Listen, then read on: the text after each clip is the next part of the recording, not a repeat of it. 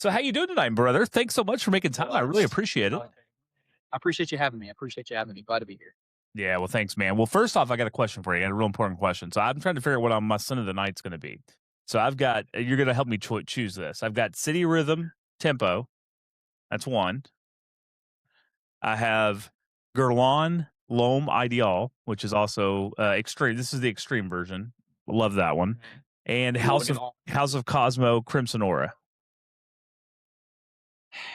I feel like you'd be applying too much pressure on me if you do Crimson Aura. I think the nice cozy vibe that you got going on with the lighting. I think almond is just the note to go with it. I I'd say agree. go.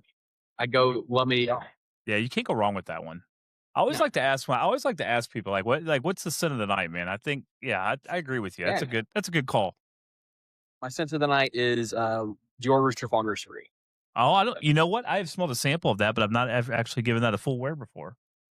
Yes, I've been wearing it way too much since I got it in my trading journey. That is awesome. That is awesome. Well, good stuff, man. Good to see you.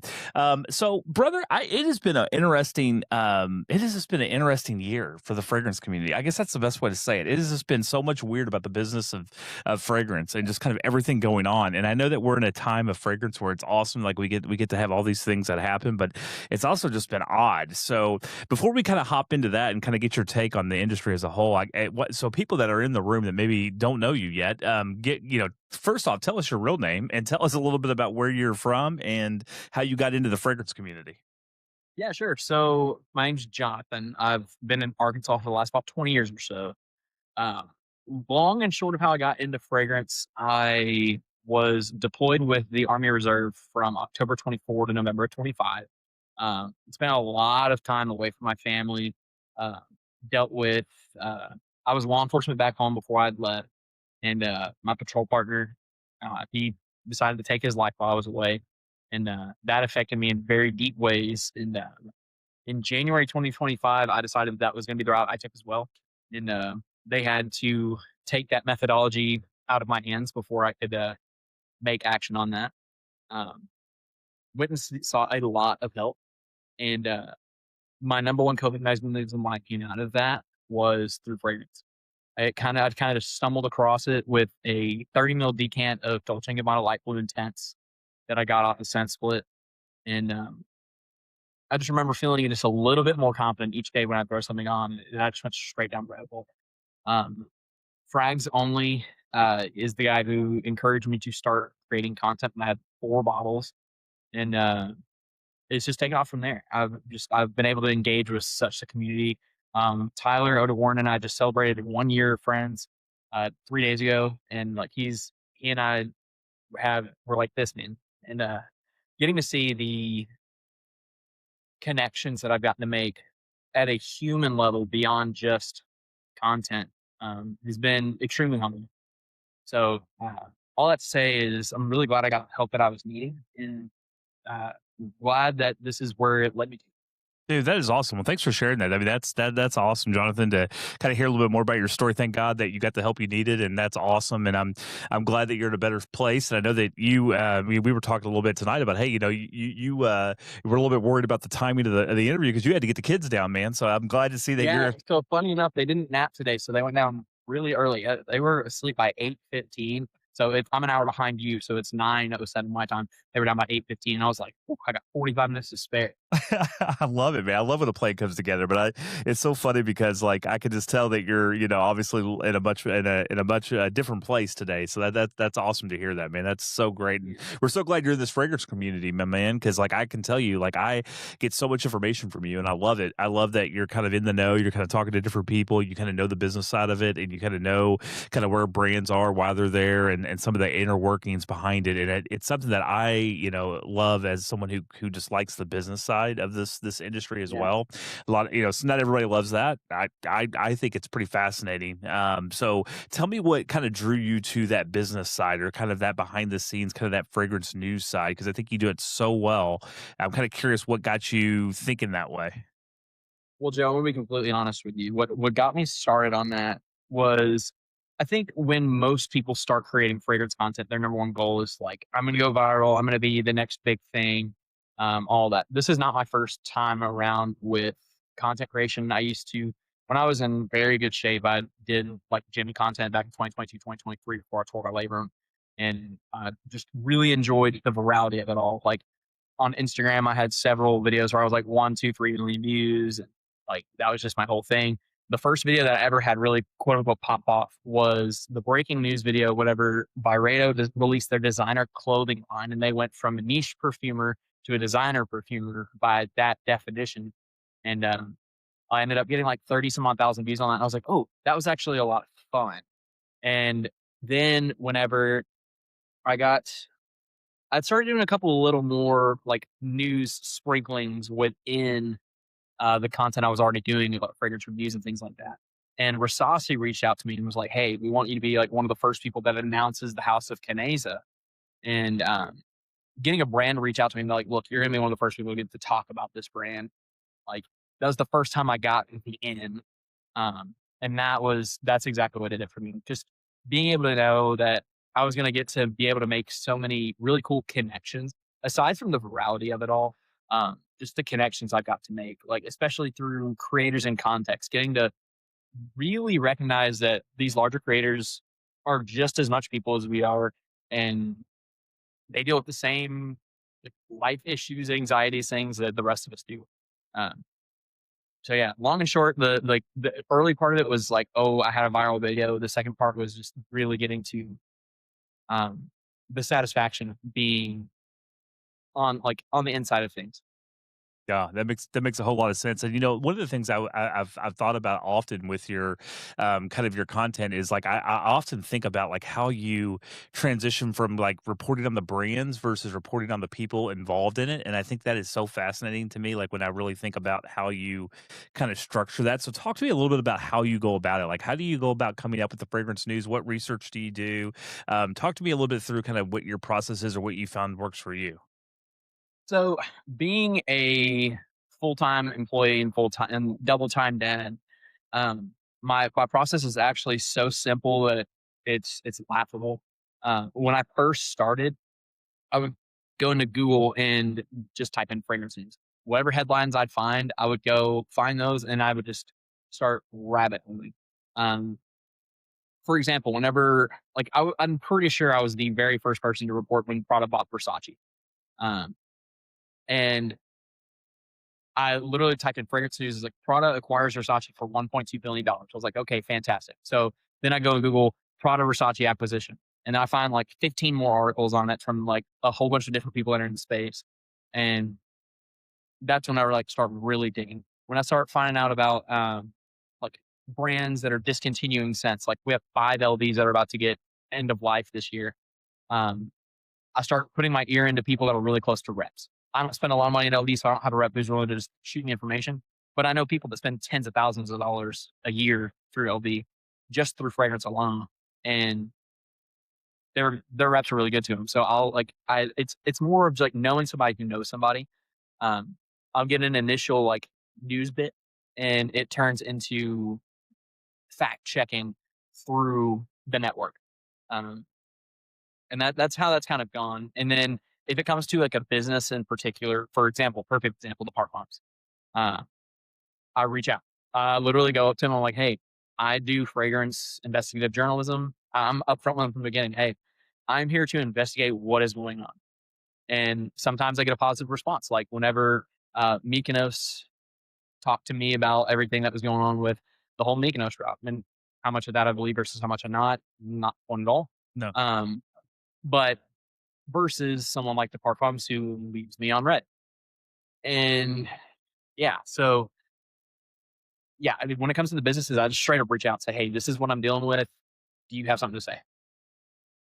Yeah, it's awesome. I mean, it's really cool that you do that. I mean, I think that a lot of brands, it's interesting to see which ones are more receptive and which ones aren't. But I love that that you take it that route. For those of you that are just joining in, thank you so much for being here. This is Frag Talk Live midweek edition. We interview someone around the fragrance community today. We've got an awesome guy with us, Jonathan EauDeFrags, as you know him. Thank you so much, Essential Quan. That's so nice of you. I appreciate you helping us share that out. You're a great supporter as well, and Polly's in here too doing some some great work as well. I appreciate you guys helping share out the live and liking the live. Really helpful for us as we kind of have this conversation. But one of the things we're focused on tonight that is so fascinating to me is just the news world, because when you look at some of these brands, some of these multi-million billion-dollar companies out there, I mean, and trying to follow kind of what's next, how they're mergers, acquisitions. You've done a great series. I've read up a little bit and watched some of the videos that you did about some of the acquisitions that were taking place, or the ones that were trying to take place. I mean, it's really fascinating to me. And then I'm kind of curious, like, have you ever talked to, like, I'm trying to think of his name actually. He wrote a book, and I have it back here somewhere, but he was actually the fragrance content creator for the New York Times for a long time. And I sit here and think, I'm like, man, I think they ended up discontinuing that position when he left. Yes, you're talking about the same guy who went on tour for a year with Sarah Jessica Parker, and then did a year with Jean-Claude Elena. Got I it. listened to his audiobook um, about gosh, what is that book called? I'm trying to remember. Like, I'm looking at the guy's name. He's a hilarious dude. Um, I've been trying to find a way to reach him specifically, because I'd say listening to his audiobook on a 12-hour drive home whenever I got on leave during deployment was the thing that got me like the most into because I was considering fragrance journalism at the time, and he's the guy that like convinced me there's a niche for that.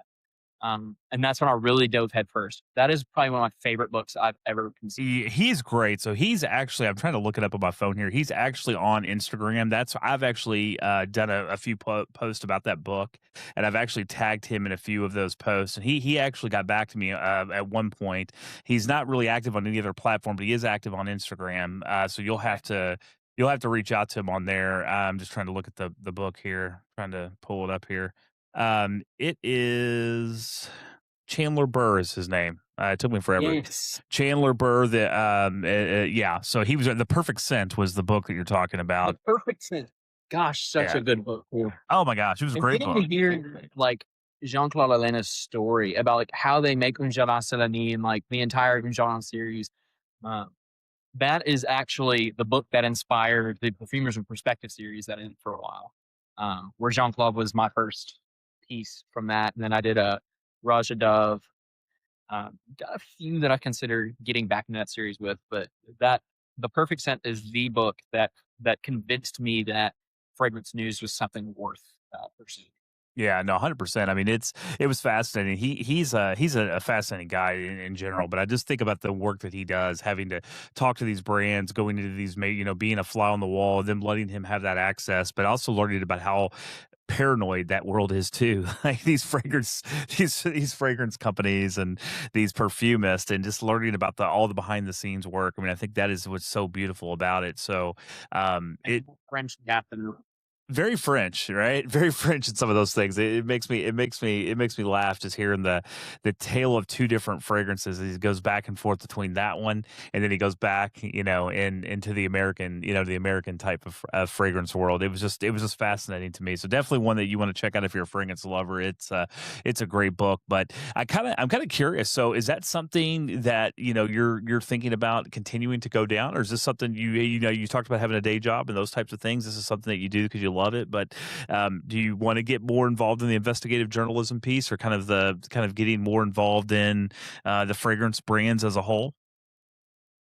That's one of those things that I look at. If the opportunity were to befall me, I'm very firm in my faith, and I'm a very firm believer that uh, if my creator has it in his will for that to happen for me, that it's going to happen that way. And if that call comes upon me, then I'm going to take it.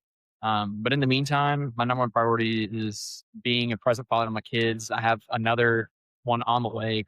And I've got, there's so much life going on. And I really enjoy healthcare. Really enjoy just being a servant.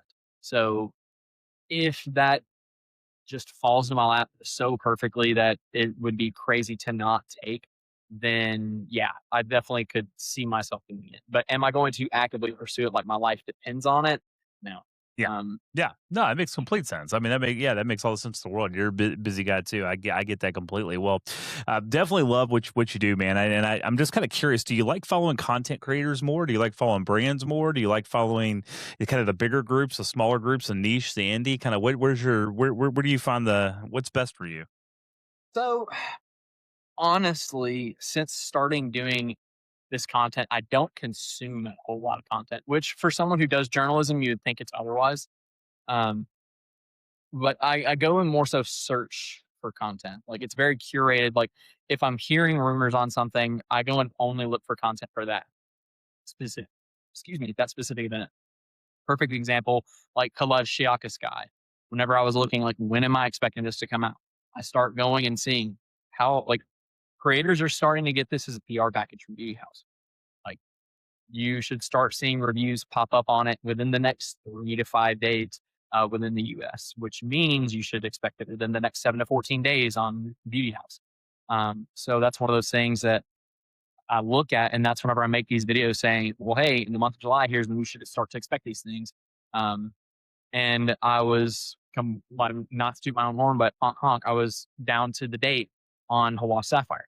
I said it was going to release on July 10th in the United States, and then the very next day, FB Fragrances post pre-orders are live, and they will ship out on July the 10th in the United States. But that's because as soon as that became my focus, that was the content I went consume.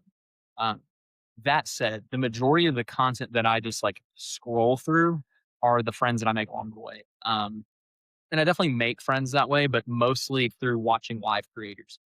Um, I think that's how I had my major come up as a creator was by doing a whole bunch of lives. Like when I was deployed, I was going live 3, 4 times a day. Um, and so I really enjoy getting to pour back into other people doing that same thing. That's where I think I find some of the most meaningful connections. That makes a lot of sense. I mean, that's and, it's so funny to me too because I think that's probably how you get most of your tips on things too, right? Is through those individual relationships that you have and those conversations that that you have with individuals and people that kind of along the way. I think that is fascinating to me how you do that and how you uncover that. And I think a lot of it too is like respecting the sources too, right? Like trying to find the right source for the right information, making sure that it's factual, but also not burning people when you do learn something from somebody that might be able to help you with the story. Have you had a situation like that before where you've had to protect a source on that? And how do you handle those situations? Yeah. There was some pretty significant news that came out about a pretty large creator um, that I knew probably about 2 to 3 months prior to anything else coming out about it. Um, and I don't know. I try to be very careful. I mean, like it's already public information now, but I don't want to go and like flaunt that. Like, oh, I knew that before anybody else did. Sure. Yeah. No worries. Um, Yeah, I get it. I'm trying to figure out if that's if it's still an appropriate thing to say at that point. Polly, I think, knows exactly who and what I'm getting at. Um, and if he's my advisor, so thank you so much. I needed more mustache. Um, so Polly knows who and what I'm talking about here. So if he thinks it's an appropriate thing to say, then I'll go ahead and throw it out there to use it as an example. Um, but yeah, no, I've definitely run into that before, and I think coming from a background of working in law enforcement and then being in the military, one of the biggest things that we deal with is integrity. And it's just been something ingrained in me since I was young because that's like I grew up with a father who was from the military and just a very traditionalist in his upbringing. One of the biggest things that he ingrained into me as how to be a man is to maintain my integrity. Um, so that's that's one of those things I won't miss the appropriate part. Polly, I'm talking about the news I had about a large creator and a certain other individual before everybody else, before it got announced from individual we were talking about the other day. Um, but it's already public news now because they had a big announcement. But anyways, all that to say, um, when I get those things, yeah, I agree with you, Polly. Polly's all about Um, business, baby. Polly's about business. I love Polly. That's why I love I love about I read I'm I'll give all you about the cowboy. So let's talk about this too, because it cracks me up. Because like I reached out to Paulie, I was like, man, I'm like I would love to talk to him more about the whole Mykonos situation and Beauty House and all that stuff. And Paulie left me on red as long as could be. And there was no way he was talking about it, and I understand completely why. He's a professional, and I knew he wasn't going to go there. And I wasn't trying to get him to talk bad about it. I wanted his honest take on it, because I felt like he had a take that was different than a lot of other people were going with it. And I think that's the fascinating piece about this business as well, is like getting like I don't think a lot of people don't understand this. Like I don't like drama for drama's sake. Like this is a business, and people are professional about what they do, and they should be, and if they're not, they need to get out of it. Like it's a business, right? So but at the end of the day, like I love having conversations and taking that devil's advocate position, like really just kind of when people take different sides of an issue. So because I think that's how you really kind of work through an issue, right? Like you work through things a little bit more when you actually have that conversation about what's right, what's wrong, and maybe how could it have been changed, or maybe it was right. Like I just think that those unique conversations are probably what we need more of in this in this country, in this world, a little bit more. It's not about agreeing all the time; it's about having these detailed, nuanced conversations about things, because not everything's black and Absolutely. white. There's no right answer on any of this stuff, especially in the fragrance world. Absolutely. I'm going to clarify just to you, Paulie, really quick. I'm not talking specifically about the conversation we had the other night. We already clarified that. But anyways, I'm going to press on from that. Um, yeah, sorry. Yeah. Yeah, I think it's really cool to get to have those conversations and like really get to see, like, even if it's something I don't get to report on, getting to see how you establish trust with people. And like several of my friends within the space are a perfect example of knowing when they're coming and talking to me as EauDeFrags, a reporter, and when they're talking to me as Jonathan, the friend, and knowing that I can differentiate the two. I really appreciate that my integrity on that is appreciated. Um, and at the end of the day, like I've said before, I'm not sitting here trying to make, like, I'm not actively yearning to make this like my full time life career. Um, if it falls in my lap that way, great. But I'm not going to ever compromise my integrity nor my relationships um, for some digital clicks. Yeah. Yeah. No, it makes complete sense. One of the things I've also been thinking about you in this space and covering things, I imagine it would be a lot easier for you to cover this and get more information if you were able to go to all these events all over the world. If you were in San Francisco last week, if you were, going to all these different places. But again, you're a young dad. You're a dad of young children, and it just doesn't always work out that way. Have you tried to navigate that, or have you tried to navigate that to be able to get as much information as you can and not miss out on those opportunities when there really are, those face-to-face opportunities that are probably the best places to get content, but unfortunately you just can't be there. So it's one of those other things again that it's not what you know, but who. Keeping ears really close to the ground for people that are there.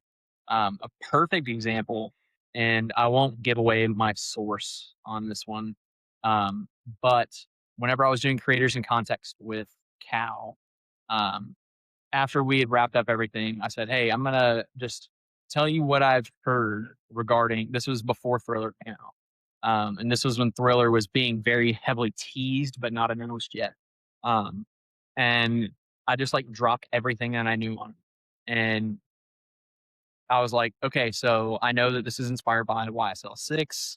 I know that this is going to be done with Mason Mizraar." And he's like, "Bro, how do you know that?" Like he and I were sitting on the phone. He goes, "How did you know that?" And I was like, I keep ears really close. Um, and like seeing, like having eyes and ears at certain places at certain times, it helps. Um, obviously, I did not, and I told him at the time, I was like, Cal, I'm not going to release any of this until you give me the go ahead. The day he texted me saying, "Yeah, you can go ahead and put that out," I did. Uh, but like getting, like, sometimes it's just really satisfying to like be able to sit on information and be like, "Yeah, I've got it there." Um, but that's kind of how I've navigated that, is just by having people really close to it, and having people that do develop those relationships. And I try to develop these relationships with these companies, digitally the best I can. And I know that there have been a lot of question marks around FragCon in August in Houston, with just like how some of the approach has been. But I do think that being that it's close enough for me to make a 2-3 day trip out of, I may try to go and do it since I'm not going to be going to nursing school this fall. Um, I'm going to probably go ahead and try to get down there and see what I can and can't find out, just about what's going on in the world. That would be awesome. I think you would get a lot of information out of that, and I also think it would be great for your brand and people to get to see you. I think you would get a lot out of it, and I think it would also be rewarding for you too, which would be amazing. I wish I could go. Working in higher education, that falls on the first week of classes here at the university, and so it is like, yeah, it's like there's no way I'm going to be able to get there, and it just kills me. But I'll get to another one. I'll get to another one sometime. But it is fascinating to me too, about how this entire space is. I think there's this fine line between what is news and what is PR that is leaked like news. I don't know if you've thought about that. Like, have you ever felt like you've been taken advantage of with information from someone trying to use it to create PR or to create buzz around a brand? Or how, I'm just kind of curious if you've ever felt that way or if anyone's tried to take advantage of you in that way. So I wouldn't say taken advantage of. I would say I've had one come to me and be like, "Hey, I'm releasing my brand. Can you post this as news?" Um, and I was willing to because like I was like, "Show me what you got." I'm not just like gonna go and agree to this. Like, show me what you got. I like what, and now I like what I saw. And but like I definitely think as the channel grows, that will happen. You'll have like this decanter or this guy trying to build him a discounter site, be like, "Hey, can you go, oh, breaking news, we're getting a new discounter." Um, and doing those things and trying to leverage it that way. I've been very blessed to the point that it's only really happened once. Um, but I could see the avenue where people would try to go and push it in that direction. I even had a few people this morning with my Park Bums video, uh, like going in there and being like, "Oh, this dude's lying for PR." I was like, "Dude, I promise you, I paid every single dime, despite it not being very many dimes. Paid every single dime to the Park Bums." Um, That's fascinating. so That Parfum story, man. That is just fascinating to me. I don't know. So someone actually commented on there, and I'm actually really interested in uptaking it. Um, I want to call it like in politics I have PACs. I'm thinking about opening the PAC, the Parfums Accountability Coalition. Um, we're gonna like build a big Excel sheet where someone can go in and put like who they are, what they ordered, when they ordered it, last contact from the Parfums. Um, like all that, and then I'm just gonna compile it and send it to them in an email. Be like, "Yo, I appreciate you getting my sent out 25 days later after I DM'd you from TikTok, and you probably saw that I have a following and report news." Um, so, like, because someone put out a theory, they're like, "I think that because you reached out to them on TikTok and they saw you have an audience of what you do, they process your order faster." Because I was like, they're like, "What'd you order?" It's like, "I got Angelique Moore. I ordered on this date." They're like, "I know 4 people who ordered Angelique Moore before you did and still haven't gotten tracking number." I was like, "Hmm, interesting." Because the Parfums did DM me and was like, "Hey, send me your order number. We'll do what we can to make sure you're taken care of." And I said I didn't realize in that moment exactly what they were trying to do to kind of like quell the frustrations of those who are posting on the internet. Uh, I definitely, after seeing the horror stories, yes, oh, it's exactly. And that Or just reach out to them on DMs and be like, "Hey, I'm just curious about my order update." And then they're going to see that you have a K behind your followers, and they're like, "Oh, snap!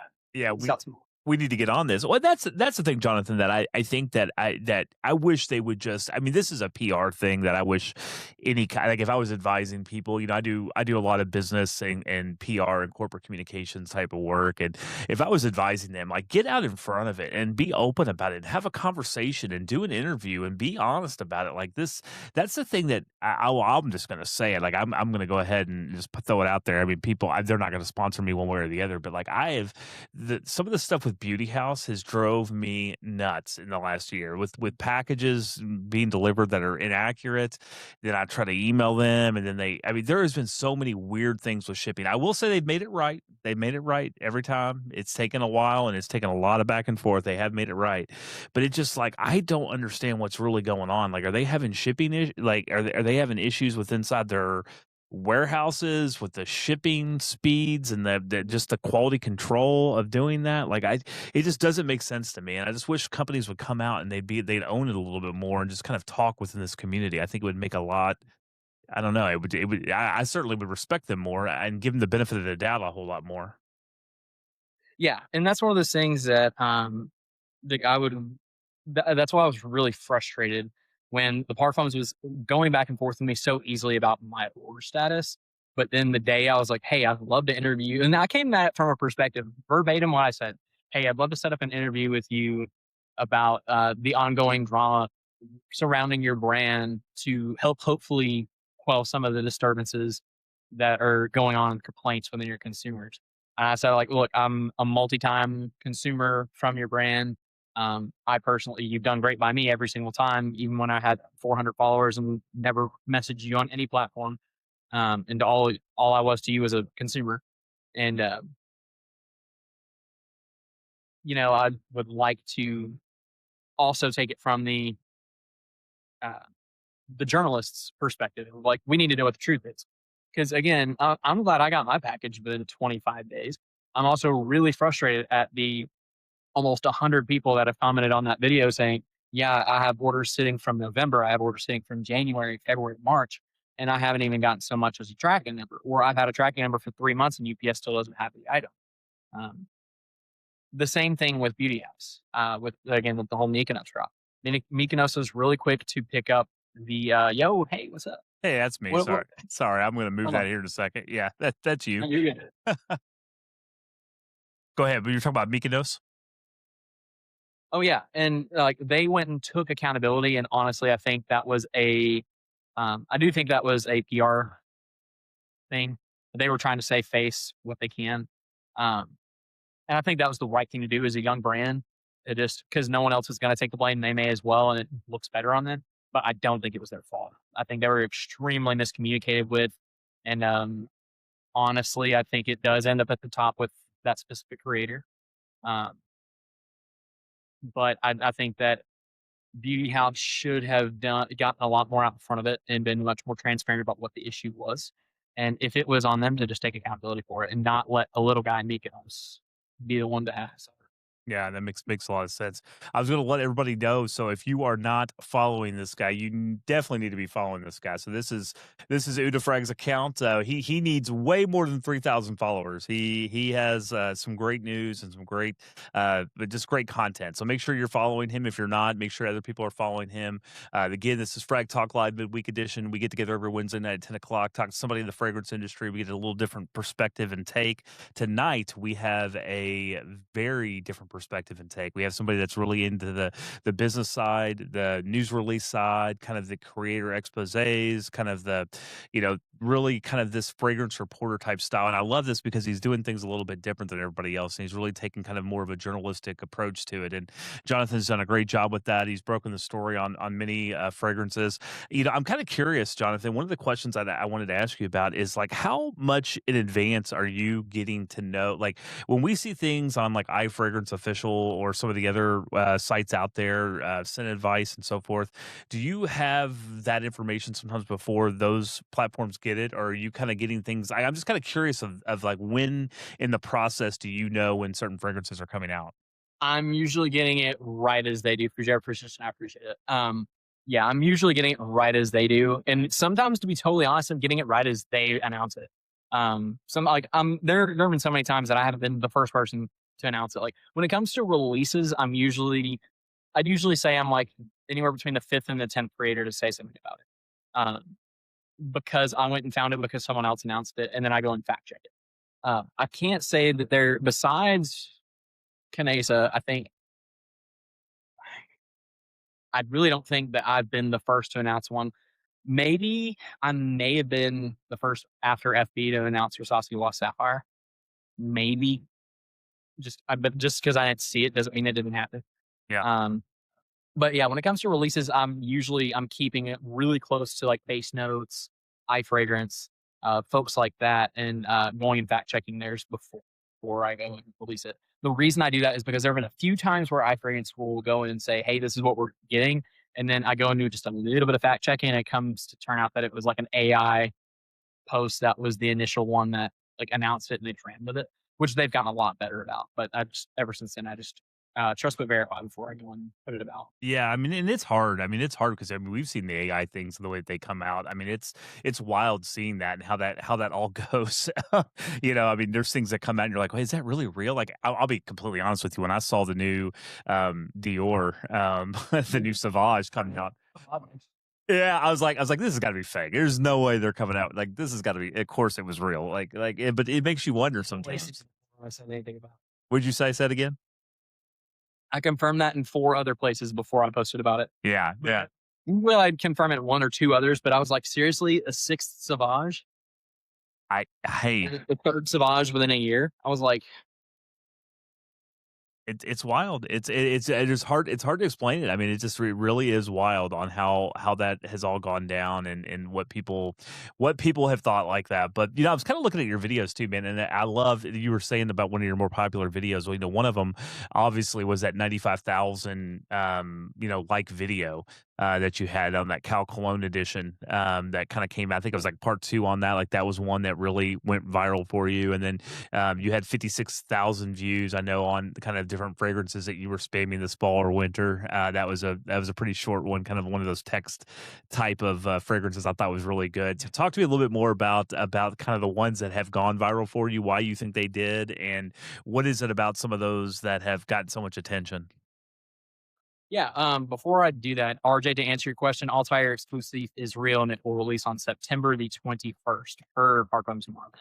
So you can take that date and take that sense to the bank. September the 21st, you will see it. Um, so I think with Cal Cologne, when I first talked about, or when I next talked about Thriller, whenever I was able to actually put out more details about it, because that was like the night that Cal texted me and was like, "Hey, go ahead and drop." I was like, "Awesome, let's go." The only thing is like, don't release the name. I was like, "Great." So I just went for it, and I went as far as I could go. Besides the name, no release date, and um, I think the reason that that went viral was that was the number one thing in the fragrance space people wanted to talk about. And within the first 2 seconds, I mentioned one of the biggest names in space. Um, if you go and watch any video that mentions the words Cal Cologne within the first 2 seconds right now, you will see that it probably has some traction. The reason for that is because if they think it has to do with the creator and possibly has to do with a little bit of drama, then they are going to go like moths to a flame for it. Um, but then when they stick around for a few more seconds and they realize, oh, this is actually about an upcoming fragrance release, I have not heard anything about this yet. That's what makes them stick. Um, when it comes to like the one of like fragrances and spamming all winter, but I know fall, um, AI text images to like start the slideshows was just the meta at the time. And the algorithm was actually intentionally pushing those because it was a new feature. Pretty much anytime you see a new feature on TikTok, it is going to push those to the algorithm more because it wants to see that it can work. Uh, so that was just something that I was aware of at the time. And I was like, look, I'm going to go for it. We were just approaching cold weather and I had some absolute heat in the collection. Um, and yeah, Tamara, me too. I miss those days. But yeah, it was like, I had like that's why I threw "But I Know Ball" in there because people are now going to do one of 2 things. 1, they're coming to be informed, or 2, they're coming to challenge the collection. Um, like I had a couple people go into that thing and go TikTok collection, and I go and look at the analytics, and they only got to slide 3. I'm like, did you see Argos Danae? Did you see Harmonious Hypnotizing Fire? And then they go, oh yeah, that's my bad. Um, I'd say the number one thing that I've seen gets the most consistent growth. A perfume siren clips in the first 2 seconds help also. Dude, you're a funny guy, post date. Um, but Don't encourage flow state. Don't encourage him. It'll go downhill quick. it's so funny though. He always makes me. Oh, me too. I love that guy. He's a great dude too. For anyone Oh, that's not on it, absolutely, yeah. absolutely. Um, where was I? At? Well, you were talking about the kind of the the whole, this whole idea. And one of the questions I'm gonna kind of take you in a little different direction because I'm so curious about this because you're talking about Cal and kind of some of the things that kind of get the algorithm going and kind of get things pushed out. But like I am like, do you think he recognizes how much he owes? I don't say owes you, but like you could have completely owned that release. You had the information, you could have totally went with it. And like I hope he recognizes what a stand-up guy you were not to go out with that information because you could have totally been a first mover in that and who knows what that would have meant for you and but you didn't. You kind of stayed true to who you've said you are. Do you think Well, he recognizes it or not? from the many conversations we had, um, whether or not it's said, I think it's implied. Um, I hope so. I don't know. yeah, It should be said. early, yeah, early on in my interactions with Cal, I wasn't very sure what I thought of the guy. But as we've interacted more and I've gotten to kind of understand him on a better level, um, it's one of those things that like people express things in different ways. And to Cal, like in the term of love languages, I wouldn't go and say words of affirmation is quite the one for him. But it's in the way that things are presented, you know. I don't know. There's a certain air of gratitude that approached at that point. And I think that we've got to the point that we really understand each other's character a lot better. So I'm one of those that words of affirmation isn't the hugest thing for me. So like if someone doesn't go and verbally say, you know what, thank you, I appreciate that, it doesn't really bother me so much. Um, but the fact that I feel appreciated, uh, I think does more for me in that realm. That makes sense. I mean, I kudos to you because I just think, I mean, you could have totally had the scoop on that. You probably have had the scoop on other things in the past, but you didn't go with it, and you waited until it was good for him, and that was good for his business. And what ended up happening? I mean, I mean, that was you. There could have been some real financial consequences, right? I mean, if the Yeah, no, I honestly think even like to be totally honest, on Cal alone, if I went and talked about everything that I knew before he had talked about it, um, I think that my followers have probably been 20, 30,000 by yeah. now. Because I'd have I could have blown the head off of everything. But again, that wasn't what I was there for. Like those things were told to me in confidence, and I'm a brother's keeper at the end of the day. Well, hey, I mean, kudos to you for having for having that kind of inner, you know, whatever you want to call it, that inner ability to be able to be able to know what's right and wrong and kind of go with that way. So I completely understand. Is Cal Canadian? I don't know. Is he Canadian? I don't know. No, Cal is not Canadian.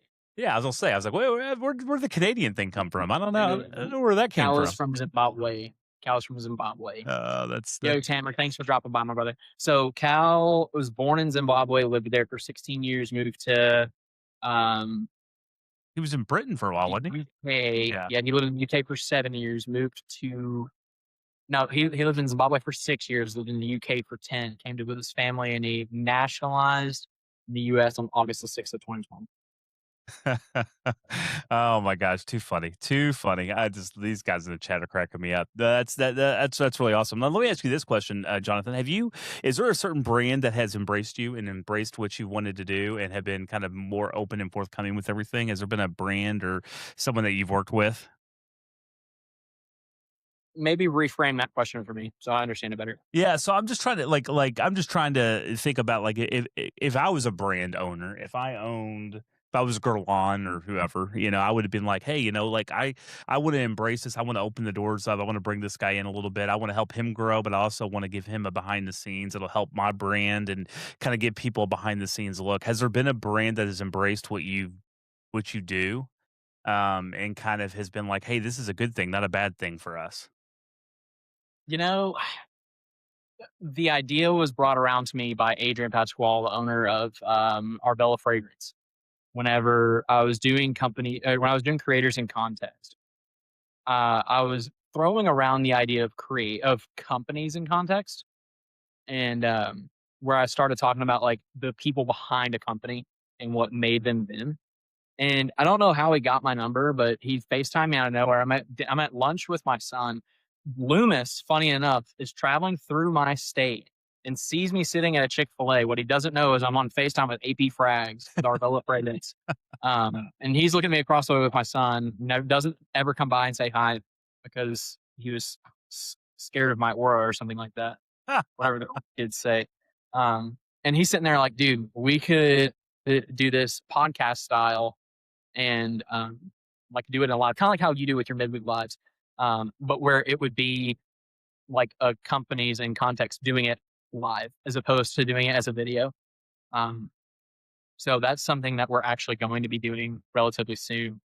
Uh, it's something we've been planning for some months now, and I think getting someone as big now as Arbella is going to be really cool to see that take off. People are going to be able to see what Adrian's doing a little bit better than what they just see on the internet. And it's obviously like talking with a guy with 100,000 plus followers is going to give me some exposure. Yeah, no, it's gonna be interesting to see. I mean, he is certainly interesting. It's been fascinating to follow even their story and kind of what they've done, and some of the discounters and the new discounters. What is I won't say has shocked me because anything it's business and business can be ugly sometimes. But the amount of people that just take shots at different discounters one way or the other and make up things. I don't know. It's been odd to me to see how much of that's out there. Have you experienced the same thing? And have you tried to think about fact checking some of that throughout the way? You've kind of done that a little bit with the parfums, I guess. Yes. So one of the big things that people complain about um, with Arvella is that their prices aren't the best. Um, and Adrian said it best. He said that it's kind of like those memes where you have the three switches. You can select two, but once you select the third, one of them turns off. Um, and like you can have fast, you can have quality, and you can have cheap. You can't have all three. So he's choosing fast and quality. You're just not getting the cheap, but you're getting the best customer service. You're getting the best listings. And I don't have an affiliate code with Arbella. I just think the dude's a great guy. But yeah, Max, the anti-Semitism been coming up about discounters. Um, that's one of those things I haven't quite delved into quite yet because it is an extremely sensitive topic for several people. But it's something that I'm keeping my eye on, and when I think the moment's right, and I get the right person in front of me, specifically, which I'm assuming we're talking about Jonah Shop, um, then that conversation will eventually happen. But I just gotta get the right person with Jonah Shop. I actually follow someone who has a decent position within Joma Shop. Um, but I don't want that to be how we really establish our personal relationship. Me coming up and being like, "Hey, do you think da da da da da da da?" But maybe I don't know. You're really treading on thin ice for something that you find enjoyable as a hobby. And I think for me to take that step for something so extreme, like especially when you're talking about something with very extremist views, with very, very, very large companies. At that point, you're having to just fully commit to it and trying to kind of determine if that's where I'm at. If that makes sense. No, it makes a lot of sense, and I think that's one of the things also that can be so beautiful about this community is that things can really, be great, but things can be really ugly too at certain points and certain times. It can shift on a dime. It's been fascinating to me to see kind of how some of this stuff is worked. I remember I was telling some people earlier. I'm like, I don't know. I've not met any of the people in the fragrance space that are problematic or whatever. And they said, well, just wait. You'll find them soon enough. And it was funny that you've seen them. You've seen some of them out there. And Uda Warren's right. I mean, it is a big field that is a minefield to navigate to try to do that well. And unfortunately, short form content doesn't lend itself to having a really thorough conversation. And that's one of the reasons why I do Frag Talk Live. And that's probably one of the reasons why I only have 2,000 followers, because a lot of people probably don't want this longer type format on this platform. They check out and so forth. But I think it's really important that we have some of these discussions and we get to know people a little bit more, because I Yeah. think that's it. That's the hard part about this format, is that it just lends itself to things that aren't the best in the world. That's for darn sure. Yeah. Yeah, without a doubt. Oh, thanks, guys. You guys are nice. And Hectic, what's going on, man? Your favorite show is on, but brother, you're my favorite Australian by far, brother. No. Hey, Hectic will always be above Boo Jeremy. No worries about that, brother. So EauDeFrags, man, I told you I'd keep you for an hour. We're almost there. We got about 7 more minutes left. I wanted to talk to you a little bit about kind of what's next for you, and then also, how can people support what you're trying to do, and all those good things.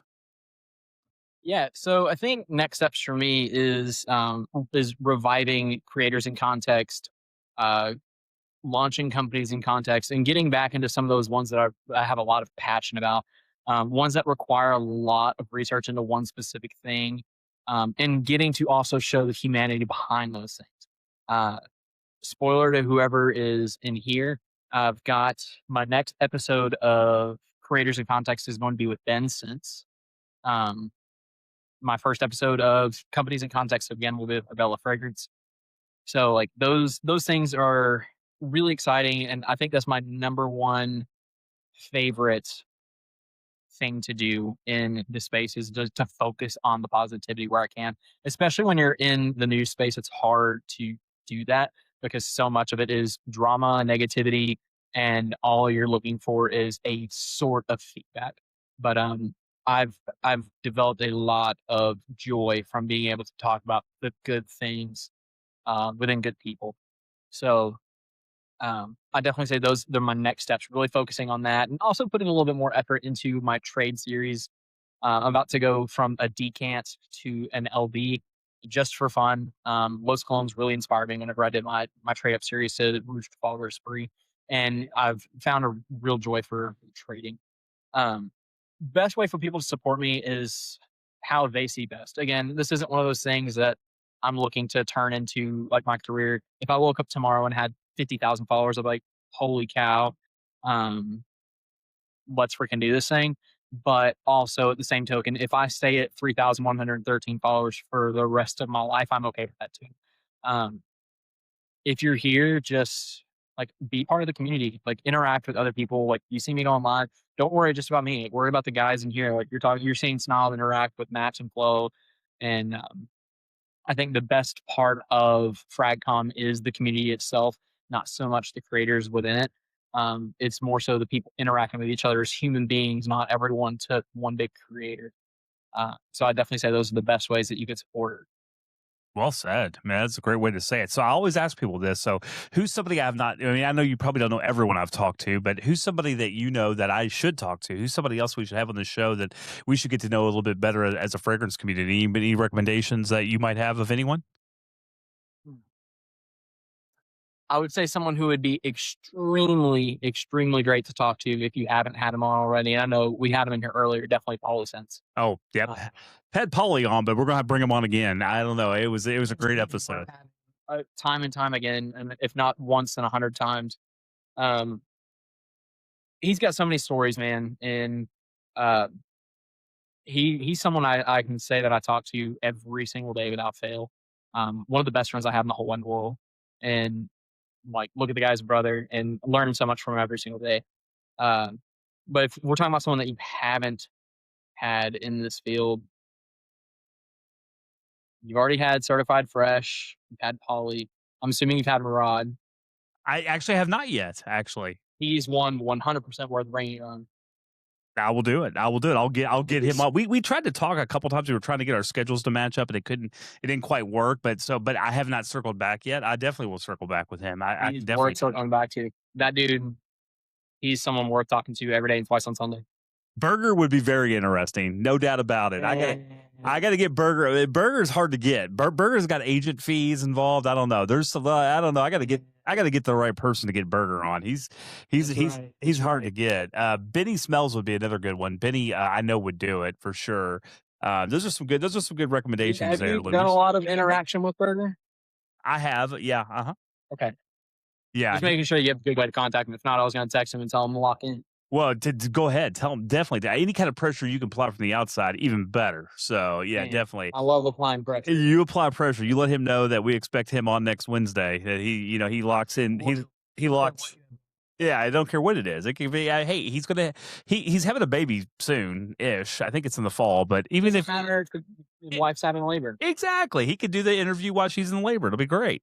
Exactly. And We'll hear the labor pains in the background, but just bring a soundproofing mic and oh, I'm so glad the wives are not in this live right now. We'd all be really my wife might be, and she may be kicking me here whenever when I'm back for episode 2 of Dina Sense while she's in labor yeah. in January. Yeah, of course. It's going to be like, well, it was good knowing EauDeFrags. Jonathan is no longer with us anymore, so someone else will have to pick up the mantle.